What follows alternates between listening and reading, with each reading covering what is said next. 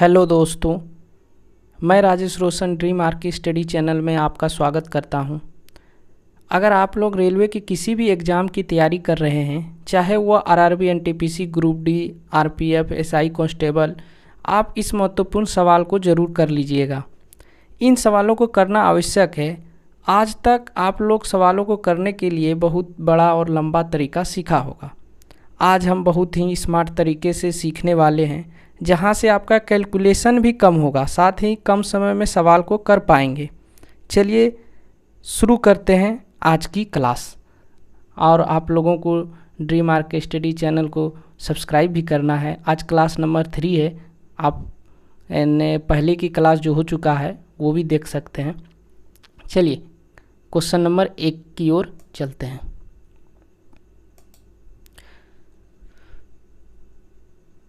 Question number 1 है। Question number 1 है, शशि 15,000 रुपये प्रत्येक की दर से 2 वस्तु बेचता है। पूरे लेन देन में ना तो हानि होती है और ना ही लाभ होता है। यदि वह वस्तु 30% की हानि पर बेची गई तो दूसरी वस्तु कितने % के लाभ पर बेची जाएगी। यही पूछा जा रहा है हमसे कि पहले वस्तु को 30% के हानि पर बेची गई है और उसको ओवरऑल ना लाभ हुआ है और ना ही हानि हुई है। ये ओवरऑल उसको ना लाभ हुआ है ना हानि हुई है। चलिए इसको सॉल्यूशन हम करते हैं। पहला वस्तु को उसने 30% के हानि पर उसने बेचा है, तो 30% का फ्रैक्शन वैल्यू क्या हो जाएगा, 3/10 हो जाएगा।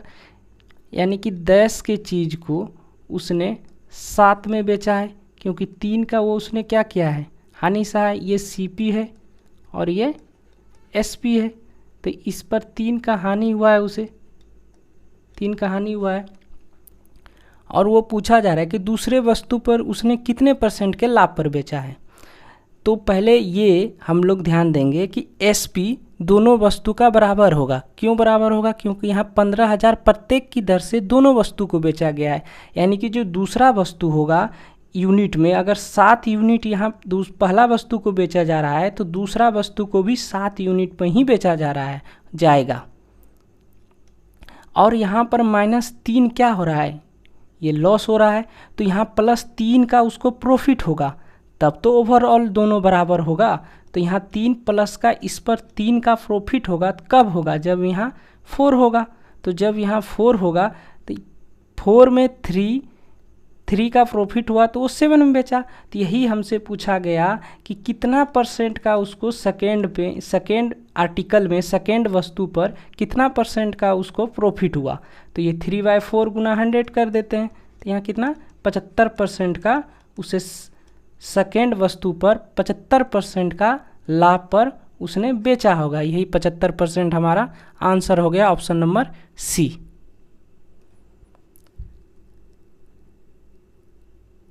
चलिए नेक्स्ट क्वेश्चन की ओर।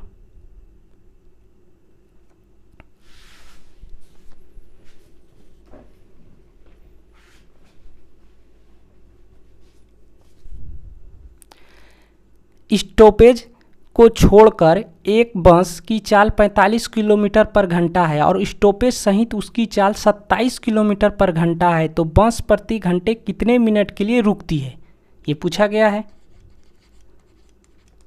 अगर स्टॉपेज को छोड़ दिया जाए तो वो 45 किलोमीटर पर घंटा चल रहा है, तो पूछा जा रहा है कि बस प्रति घंटा कितने मिनट के लिए रुकती है। अगर स्टॉपेज को शामिल कर दिया जाए तो वो 27 किलोमीटर पर घंटे चल रहा है, तो इसके बीच में उसके कितने किलोमीटर पर घंटा का डिफरेंस हुआ, तो ये 18 किलोमीटर पर घंटा का डिफरेंस हुआ। तो ये 18 यहाँ लिखा जाएगा। अब ये कितने से कटेगा, ये 9 से कट जाएगा 2 बार में, और नीचे 5। तो ये क्या हुआ, घंटा में निकल गया, हमको मिनट में चाहिए, तो ये 60 से गुना कर देंगे, तो ये कटा कितने, 12 दूना 24 मिनट्स। इस सवाल का आंसर हुआ ऑप्शन नंबर C। चलिए नेक्स्ट सवाल, क्वेश्चन नंबर 3। ये सारा क्वेश्चन आपके पूछा गया है, प्रीवियस ईयर क्वेश्चन है जो एनटीपीसी में बार बार पूछा जाता है। तो आप लोग इस सवाल को कर ही लीजिए, सारा क्वेश्चन को। पहले वीडियो को रोककर आप लोग खुद से भी बनाकर फिर सॉल्यूशन को देखिए। चलिए क्वेश्चन नंबर 3 देखिए। ए एक काम को 80 दिनों में पूरा कर सकता है, वह 10 दिन के लिए कार्य करता है और फिर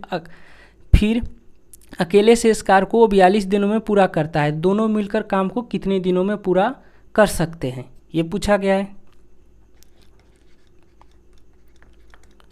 ए एक काम को अगर अकेला करेगा तो वो 80 दिन में काम को पूरा कर देगा, लेकिन वह 10 दिन के लिए ही कार्य किया, यानी कि 80 काम ए अगर करेगा तो 80 ए अकेला अगर एक कार्य को करेगा तो वो 80 दिन में कर देगा, लेकिन वो कार्य कितने दिन किया, 10 दिन। तो 10 दिन किया तो ए का काम बच कितना गया, तो 80 में 10 घटेगा, 70 दिन बचा। तो यहाँ हम 70 लिख देते हैं। ए का 70 दिन का काम बचा और फिर बी से अकेले से इस कार्य को 42 दिनों में किया, तो बी अकेले काम से इस काम को 42 दिनों में किया। ये क्या है, ये टाइम है। तो इसका हम रेशियो निकाल लेते हैं। 14 से काटेंगे, 14 पंचे 70, 14 42, ये टाइम हो गया। तो टाइम क्या हो गया, ए और बी का 5:3।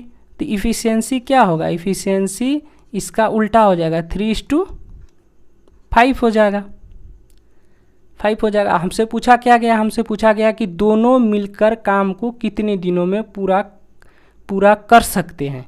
दोनों कौन, ए और बी अगर एक साथ काम करे तो कितने दिनों में पूरा कर सकते हैं। तो हमको पहले टोटल वर्क चाहिए। टोटल वर्क कैसे पता करेंगे, टोटल वर्क पता करने के लिए ए एक अकेले कार्य को करे तो 80 दिनों में कर सकता है, और ए का इफिशियंसी कितना है, 3 है। तो 80 गुना 3 करेंगे तो हमारा टोटल वर्क पता चल जाएगा 240। तो हमसे पूछा क्या गया है, ए प्लस बी का दोनों मिलकर कितने दिनों में करेगा, 240 हमको पता चल गया टोटल वर्क। और दोनों मिलकर दोनों का इफिशियंसी कितना है, 3 और 5, तो 8 है। तो 8 से ये काट देंगे, ये कितने बार में, 30। तो ए और बी मिलकर कितने दिनों में काम करेगा, 30 दिनों में कर देगा। तो ऑप्शन नंबर बी।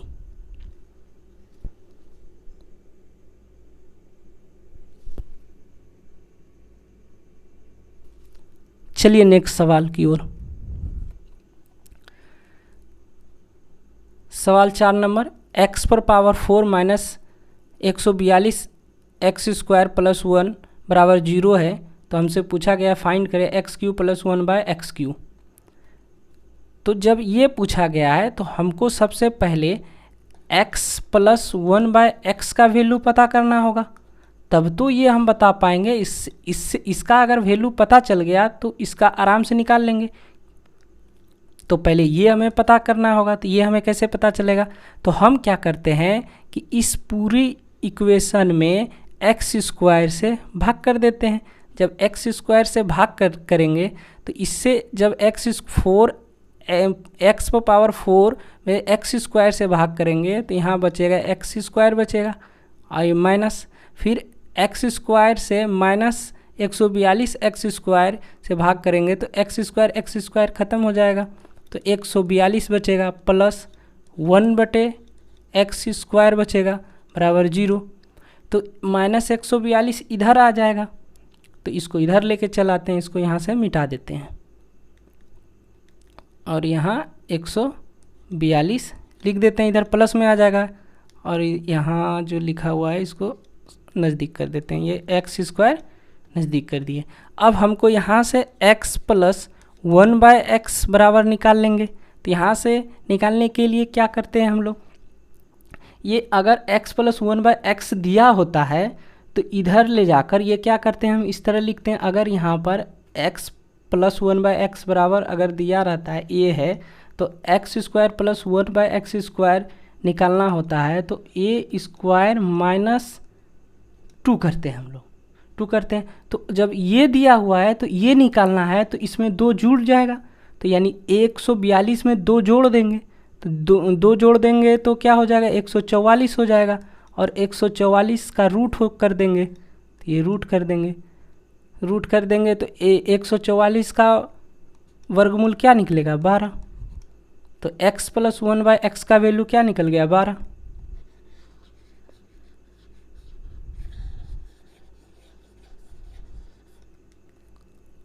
बारह निकल गया। तो x पर power x Q plus 1/x Q का वैल्यू क्या आ जाएगा। तो इसका फॉर्मूला क्या होता है कि a क्यू माइनस 3a। तो a का क्यू क्या है 12, 12 का क्यू क्या होगा 1728 होगा, माइनस फिर यहाँ 12 रखाएगा तो ये 36 हो जाएगा। तो 1728 में 36 घटेगा तो क्या होगा 1692 होगा। इस सवाल का आंसर हो गया ऑप्शन नंबर सी।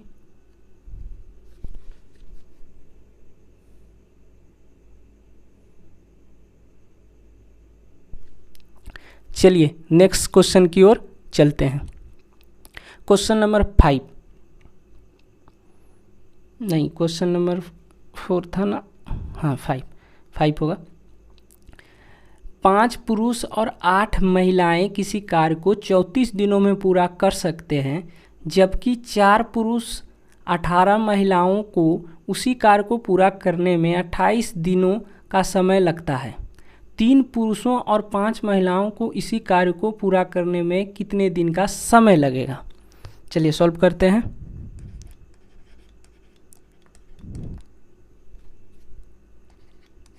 पाँच मेन प्लस 8 हुमेन मिलकर काम करता है 34 दिनों में। फिर 4 पुरुष प्लस 18 हुमेन 28 दिन में काम करता है। तो यहाँ से हम मेन और हुमेन का इफ़िशियंसी निकाल लेंगे। तो यहाँ से 2 से ये कट जाएगा। ये कितने बार में, ये 17 बार में और ये 14 बार में। तो इस 17 से इसमें गुना करेंगे, 17 × 5 = 85 हो जाएगा, 85 m। और इधर 14 से 4 में गुना करेंगे तो 56 होगा, 14 × 4 = 56, 56 इधर आ जाएगा माइनस में, 56 m बराबर। फिर 14 × 18 करेंगे या 18 × 14 करेंगे तो 18 × 4 = 72। और फिर 18 का 18 और 7 कितना हुआ 25 m। फिर 17 8 136 हो जाएगा, 136, सॉरी यहाँ हुमेन होगा, हुमेन 136 हुमेन। अब 85 में 56 घटेगा तो क्या होगा, ये 9 बचेगा, ये 2, 29 होगा, 29 पुरुष। और इधर घटेगा तो ये 6 और ये 1 और ये 1। तो m बराबर क्या निकल गया, ये 4 टाइम्स कट जाएगा, 4 हुमेन। एक मेन 4 हुमेन के बराबर है। तो मेन और हुमेन का रेशियो क्या आ गया 4:1 आ गया, 4:1 आ गया। चलिए अब हमसे क्या आगे पूछा है कि 3 पुरुष और 5 महिलाओं को इसी कार्य को करने में कितना दिन लगता है।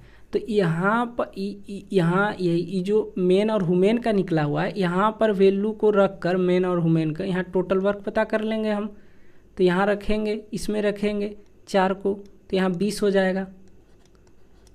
फिर यहाँ हुमेन का यहाँ रखेंगे तो यहाँ क्या होगा 8 हो जाएगा। और फिर 34 गुना में होगा, यहाँ 34 17 नहीं लेना है, 34 लेना है। फिर 3 पुरुष के जगह पर ये 4 रखाएगा तो यहाँ कितना होगा 3 × 4 करेंगे 12 हो जाएगा, प्लस और यहाँ 1 रखाएगा तो 5 होगा। तो कितने दिनों में करेगा तो पता नहीं कितने दिनों में होगा, x दिनों में होगा। तो ये जोड़ लेंगे तो कितना हुआ 28 × 34 बराबर 17 × x। 17 से ये कितने बार में गया 2 बार में। तो x बराबर क्या हो गया 56, 28 × 56, 56 दिनों में हो जाएगा। इस सवाल का आंसर 56, ऑप्शन नंबर डी। चलिए नेक्स्ट सवाल की ओर चलते हैं।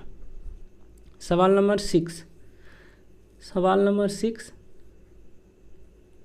ये बोल रहा है सवाल 1/512 पर स्क्वायर -2/3 डिवाइड यानी भागा 1/64 पर पावर -4/3 है, तो इसका मान बताना है।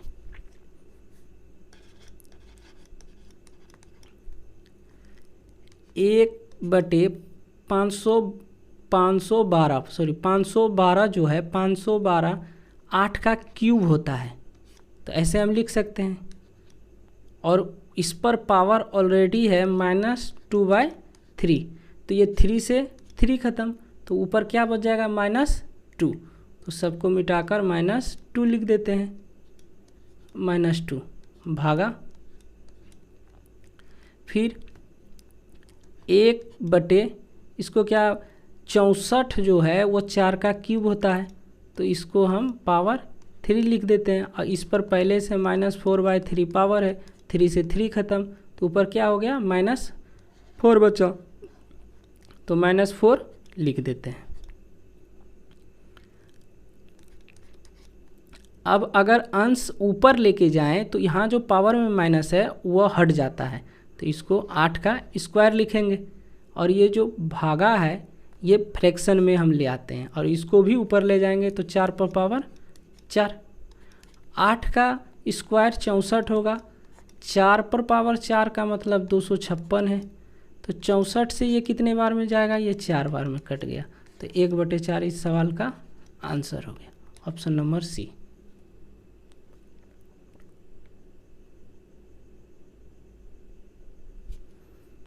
चलिए क्वेश्चन नंबर 7 कीजिए।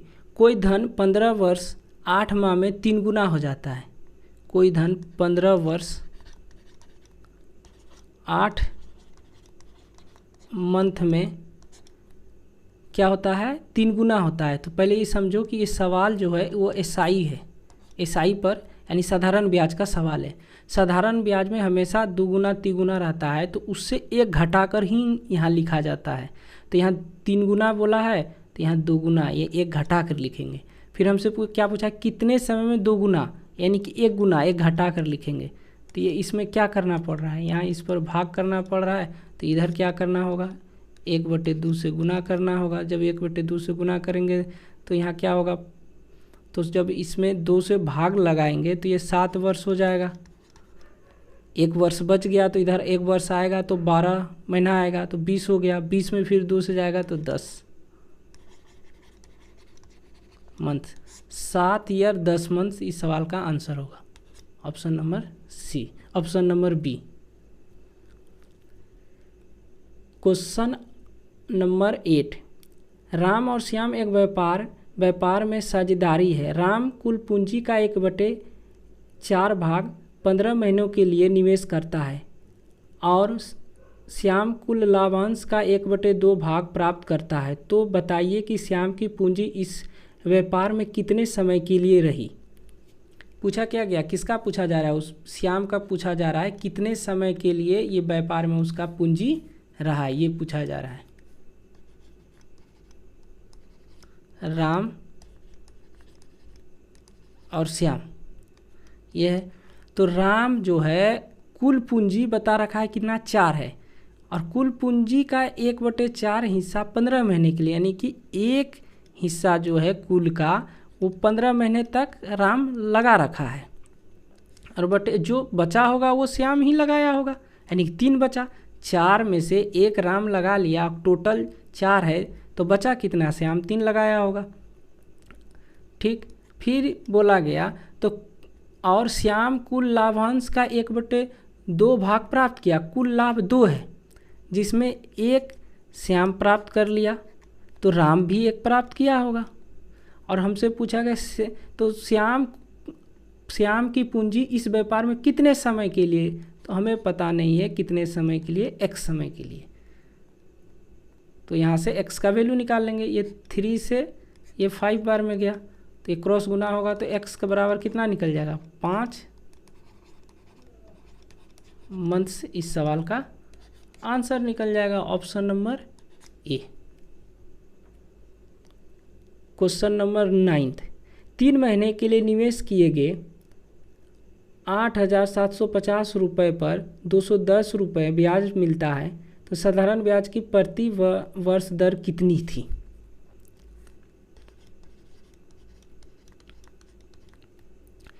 तीन महीने के लिए निवेश किए गए 8,750 है, 8,750 है और 3 महीने तक, तो ये मंथ है, तो इसको हमसे पूछा गया वार्षिक दर, यानी 12 से इसमें भाग देना होगा, तब तो ये वार्षिक बनेगा। अब कितने रेट ऑफ इंटरेस्ट पर, तो R/100 बराबर 210, 200, ये 3 से ये कट गया, ये 4 बार में कट गया। अब हम 0 से 0 कट गया, 7 से काट देते हैं, 3 बार में कटा, और ये कितने 1 बार में, 7 दूना 14, 7 पचे 35, फिर 25 से काट देते हैं, ये 5 बार में और ये 4 बार में। तो R बराबर क्या हो गया? R बराबर हो गया ये 16 48/5 हो गया। तो ये कितने बार में जाएगा? 9 पचे 45 और 3 बचा 6 पंचे 30% रेट निकल गया। Option number C. Question number 10,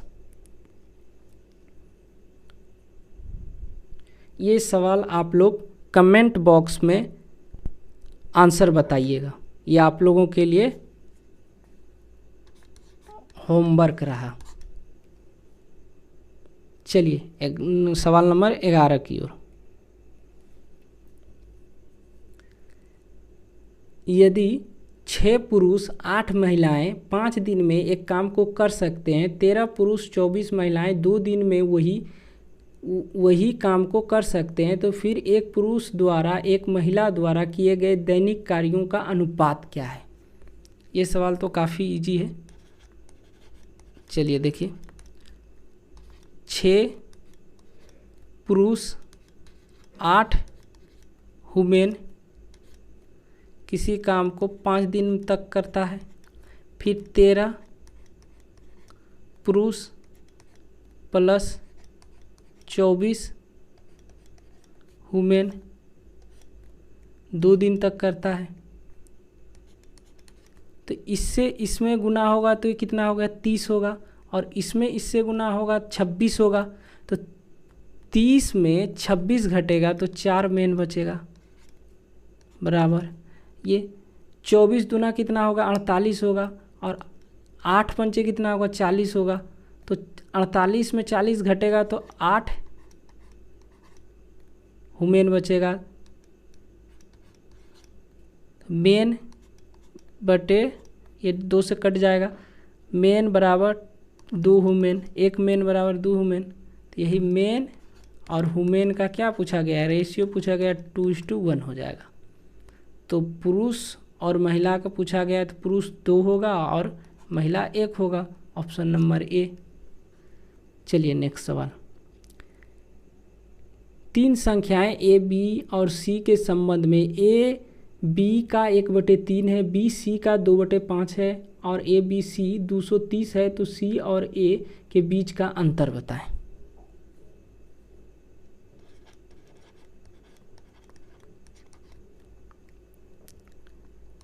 ए, बी और सी सबका रेशियो दिया हुआ है। ए का रेशियो ए बी का 1/3 है, तो ए 1 होगा, बी 3 होगा। फिर बोला बी सी का 2/5 है, तो बी 2 होगा और सी 5 होगा। यहाँ से ए बी सी का रेशियो निकाल गए, ए का रेशियो ये क्रॉस गुना करेंगे 2 होगा, फिर ये सीधा सीधी गुना होगा, तो ये 6 होगा, ये क्रॉस गुना होगा, ये 15 हो गया। यानी कि ए का रेशियो 2 है, बी का रेशियो 6 है, सी का रेशियो 15 है। लेकिन यहाँ बता रखा है कि ए बी सी का कुल योग कितना है? 230 है, लेकिन यहाँ ए बी सी का योग कितना है? तो 2 और 6 8, 8 और 15 कितना हो गया? 23। तो ये 23 यूनिट में हम ले लेते हैं, 23 यूनिट बराबर 230 है, तो 1 यूनिट बराबर क्या होगा? 10 होगा। 10 होगा। हमसे क्या पूछा? सी और ए के बीच का अंतर। तो सी और ए के बीच का अंतर कितना यूनिट का है? तो आप बोलिएगा 13 यूनिट का है। तो 13 यूनिट बराबर क्या होगा? 13 यूनिट बराबर 130 होगा। इस सवाल का आंसर 130 होगा।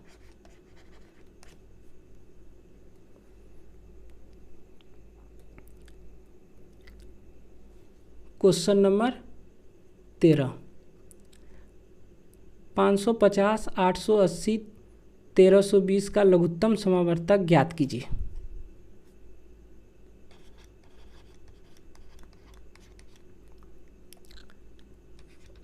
एलसीएम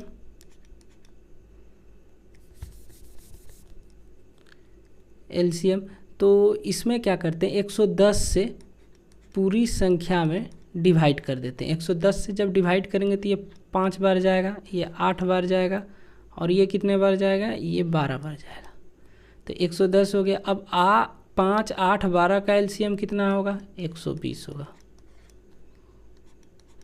तो 110 गुना 112 करेंगे कितना होगा? 13,200 हो जाएगा। इस सवाल का आंसर 13,200 हो जाएगा। एक और तरीका है गुणनखंड विधि से, तो चलिए यही भी ठीक है, आप लोग इस तरह भी कीजिएगा तो अच्छा है।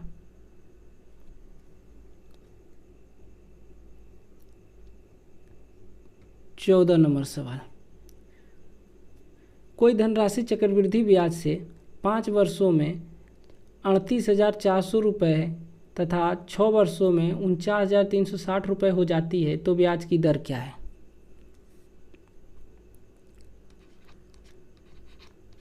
पाँच वर्षों में 38,400 रुपये हो जाता है और 6 वर्षों में 39,360 हो जाता है। दोनों के बीच का अंतर कितना है? 1 वर्ष का है। तो यहाँ रुपए में कितना का अंतर है? तो रुपए में 960 का अंतर है। तो 960 रुपये, तो हमसे ब्याज दर पूछा है, तो ये यही क्या हो गया? ये प्रिंसिपल हो गया, मूलधन हो गया। तो मूलधन इसका कितना हो गया? 38,400 हो गया, गुना 100 कर देंगे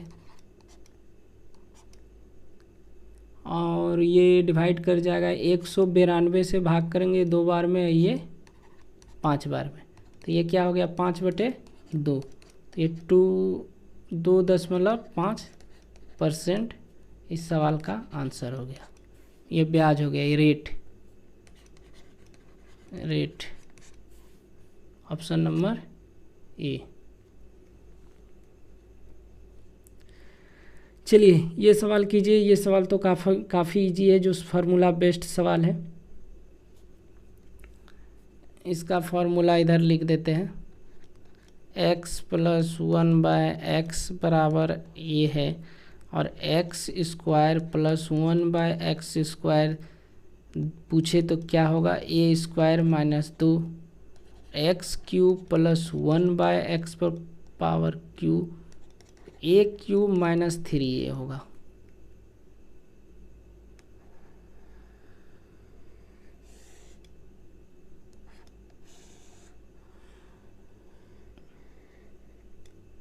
इसको याद कर ले। चलिए इस पर हम सवाल बनाते हैं,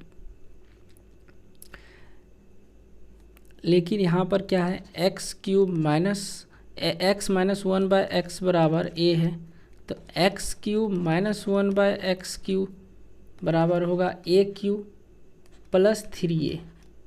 ये भी याद रख लीजिए। एक्चुअली यहाँ पर यही फार्मूला लगने वाला है। ये प्लस के लिए है, ये माइनस के लिए है।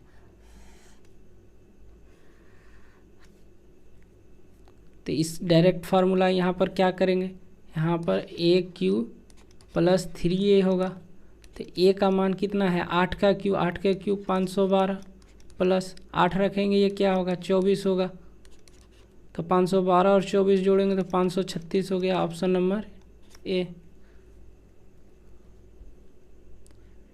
सवाल नंबर 16, वनराज की आयु उसके पुत्र की आयु की 3 गुनी है, उसकी पुत्री की आयु उसके पुत्र की आयु से 3 वर्ष कम है, तो यदि 3 वर्ष पूर्व इन तीनों की आयु का योग 63 वर्ष था तो वनराज की वर्तमान आयु ज्ञात कीजिए।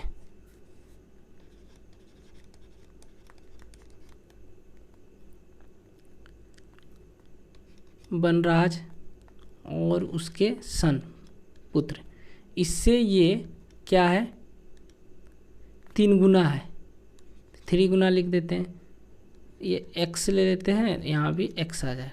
फिर क्या बोला, उसकी पुत्र की आयु उसकी पुत्री की आयु उसके पुत्र की आयु के 3 वर्ष कम है, यानी उसका जो डॉटर है यानी बेटी जो है इसके आयु से ये 3 वर्ष कम है, तो इसका आयु कितना है x - 3, ये कम है। बोला 3 वर्ष पूर्व यानी 3 वर्ष पहले, 3 वर्ष पहले यानी कि सभी में 3 वर्ष घटाकर देखेंगे तो वो 63 वर्ष पूर्व जाएगा। तो पहले सबको जोड़ते हैं, देखते हैं, तो ये क्या होगा 3x, ये 1x x, तो ये क्या हो गया 5x -3 ये वाला, और ये -3 इसमें भी होगा, -3 इसमें भी होगा, -3 इसमें भी होगा। क्यों होगा, क्योंकि 3 वर्ष पूर्व बोला गया है। तो -3 इसमें, -3 इसमें, -3 इसमें, तो -9 हो जाएगा जो 63 के बराबर है। तो 5x बराबर क्या हो जाएगा 63, और ये -12 हो जाएगा जो इधर आएगा तो प्लस में बदल जाएगा, ये प्लस में कितना हो जाएगा, ये 75 हो जाएगा। तो ये x बराबर कितना हो जाएगा, ये 15 हो जाएगा। तो हमसे क्या बोला, वनराज की आयु, वनराज की वर्तमान आयु यही पूछा गया है। तो ये वर्तमान आयु कितना है, ये करेंट आयु है। करेंट आयु कितना है लोगों का, ये 3x है, इसी का पूछा है, वनराज का ही 3x है। तो x का मान रखेंगे तो ये कितना हो जाएगा, ये 45 हो जाएगा। इस सवाल का answer 45 year, 45 option number D.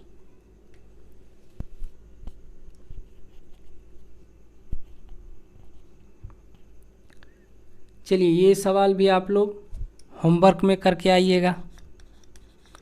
Next question में ये कमेंट बॉक्स में आप लोगों को बताना है कि इसका आंसर हो पाया कि नहीं हो पाया। एक सवाल और दिए हैं, एक 17 नंबर सवाल हुआ, एक और दे चुके हैं पहले। ये दोनों का आंसर कमेंट बॉक्स में आप लोग कीजिएगा। 18 नंबर सवाल, 18 नंबर सवाल में बोल रहा है यदि, नहीं 18 नंबर सवाल में, हाँ ये एक्चुअली 18 क्वेश्चन है, 18 क्वेश्चन है, ये क्वेश्चन नंबर है। यदि 36 और 18 का तृतीय अनुपात x है तो x का मान क्या होगा। तो तृतीय अनुपात बराबर हम लोगों को क्या फार्मूला पता है, क्या b²/a। तो b का मान क्या है 18, 18 × 18 बटे 36। तो ये कट जाएगा कितने बार में, 2 बार में, और 2 से ये कट जाएगा कितने 9 बार में। तो ये कितना हो गया 9, इस सवाल का आंसर हो गया 9।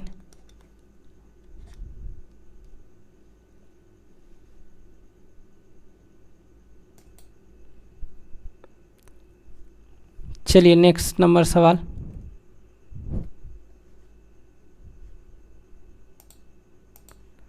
सवाल नंबर 19।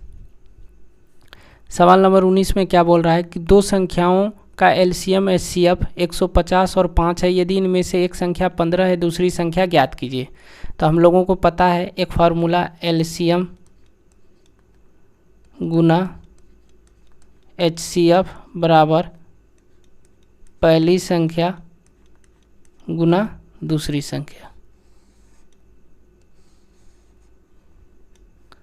संख्या, तो एलसीएम कितना है 150 है गुना 5, दूसरी संख्या, एक पहली संख्या कितना है 15 है, दूसरी संख्या पता करना है।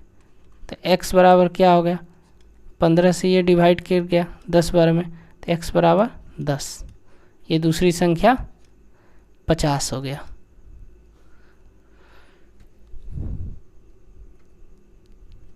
Question number 20। क्वेश्चन नंबर 20 में क्या कर रहा है कि 85 का स्क्वायर, तो 85 का स्क्वायर, तो इसका अगर 5 रहे तो इसका 1 बढ़ाकर स्क्वायर कर दो इसमें, यानी कि ये 9 लिखो और 9 को फिर 8 से गुना करो, कितना हो गया 72, और फिर 5 का स्क्वायर करो 25। इस सवाल का आंसर यही हुआ 72 25। 72 25 ऑप्शन नंबर सी।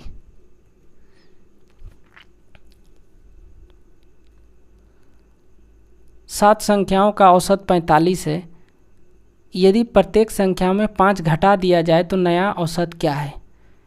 तो प्रत्येक संख्या में अगर 5 घट रहा है तो ओवरऑल भी, यानी कि 45 है तो 45 में ही 5 घटा दो तो उसका आंसर 40 हो गया। यानी कि 5 प्रत्येक संख्या में घटाने का ही मतलब हुआ कि उसके एवरेज में ही 5 घटा दो, तो आंसर हो जाएगा 40। इस सवाल का आंसर 40। 22 नंबर, यदि समान ब्याज दर पर 2 वर्षों में साधारण ब्याज 60 है और चक्रवृद्धि ब्याज 64 है तो मूलधन ज्ञात कीजिए। तो 30 30 64 है तो ये 4 होगा, तो ये कितना परसेंट रहा 4 30 का, तो 4/30 गुना 100, ये परसेंटेज हुआ तो 0 से 0 ख़त्म, 40/3 परसेंटेज हो गया। तो ये 40 कोई तो 40/3 परसेंटेज हो गया। तो मान लेते हैं कोई मूलधन होगा जिस पर 40/3 परसेंटेज का 30 होगा, तो P बराबर 40/300 होगा, 100 नीचे गुना करेंगे बराबर 30। ये 0 से 0 ख़त्म, ये 2 से काटेंगे, 2 बार में गया और ये 15 बार में गया, 2 से इसको काटेंगे, ये कितने बार में 15 बार में, तो P बराबर क्या हो गया 225 हो गया। तो यही पूछा गया था, मूलधन क्या है, मूलधन 225, ऑप्शन नंबर डी। नेक्स्ट सवाल, नेक्स्ट सवाल में क्या बोल रहा है, नेक्स्ट सवाल में बोला जा रहा है कि 0.46141 के ऊपर वार है, तो जिस पर वार है वो 9 लिखाएगा, 2 संख्या के ऊपर वार है तो 2 को 9 लिखाएगा, जिस पर नहीं है उसके बदले 0 लिखाएगा, और जिस पर नहीं है वो संख्या घटेगा भी, प्लस 0.23, इस दोनों संख्या पर वार है तो 9 लिखाएगा, 9 लिखाएगा। अब 641 में 6 घटेगा तो क्या बचेगा, तो 635 बचेगा, तो इस सब को मिटाकर 635 हम लिख देते हैं, 635। अब यहाँ भी 10 जीरो और दशमलव को हटा देते हैं, तो यहाँ अंश में क्या है 990 है, यहाँ अंश में 99 है, तो इसको हम 990 बनाने के लिए ऊपर नीचे 10 से गुना कर देते हैं। तो जब अंश अंश बराबर है तो हर जुट जाएगा, जोड़ेंगे तो 635 और 230 जोड़ेंगे तो कितना होगा 865 बटे 990। तो अब किससे कटेगा, ये 5 से कटेगा, 5 से काट देते हैं, 19 बचे 95, 8 पंचे 40, और फिर 17 बचे 85 और 3 बचे 15, हाँ 173 बटे 198 इस सवाल का आंसर हुआ, ऑप्शन नंबर ए। चलिए आज का क्वेश्चन कंप्लीट हुआ।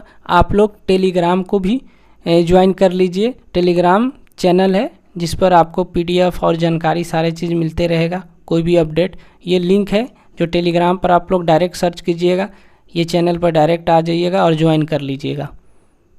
Thank you, okay, bye, good night.